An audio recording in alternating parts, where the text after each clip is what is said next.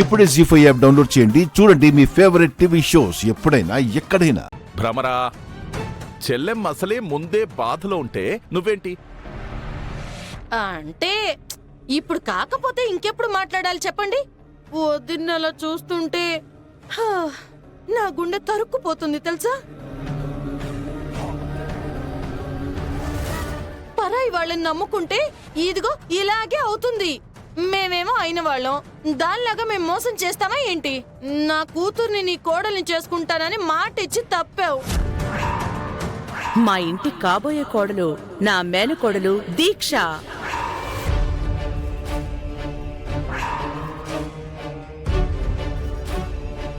దానికి మేమేమైనా బాధపడ్డామా?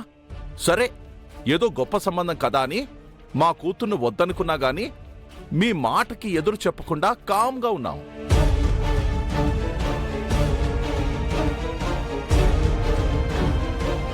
అదే నా కూతుర్ని నీ కోడల్ని చేసుకునుంటే ఇన్ని బాధలు అవమానాలు ఉండేవా వదినా?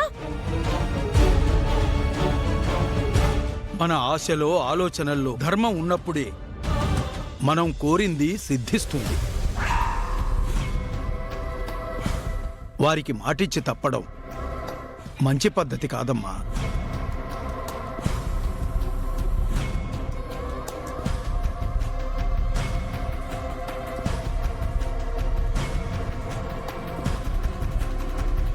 ఆహారం ఎక్కడెక్కడ తిరిగినా నీ కోడలి ద్వారా ఈ ఇంటికి రావటం తథ్యం.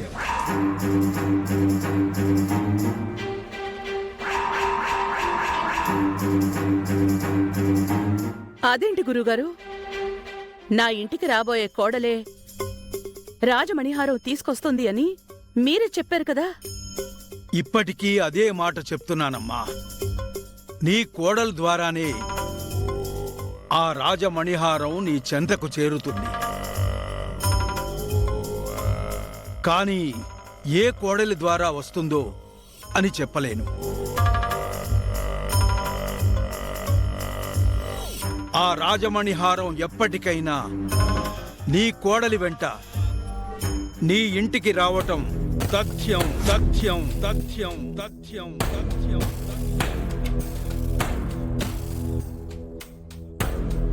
ఇక నేను బయలుదేరతానమ్మా. ఆగండి.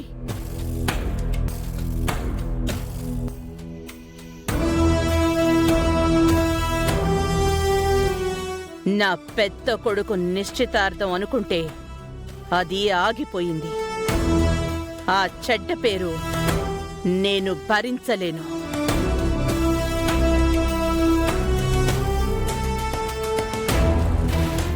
ముందుగా వీళ్ళకిచ్చిన మాట ప్రకారం ఇదే ముహూర్తానికి ఎంగేజ్మెంట్ జరుగుతుంది.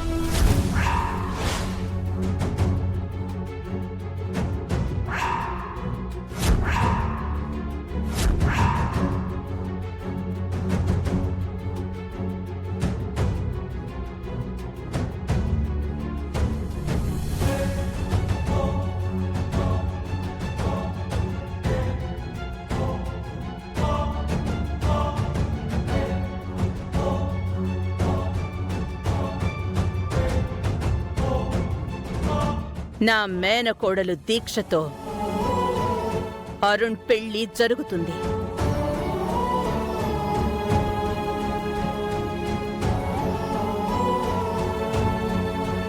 అక్కకి విషయం తెలిస్తే తట్టుకోగలదా? మోమ్, ఏంటిది? మామ్ నిర్ణయం ఇది కాదంటావా?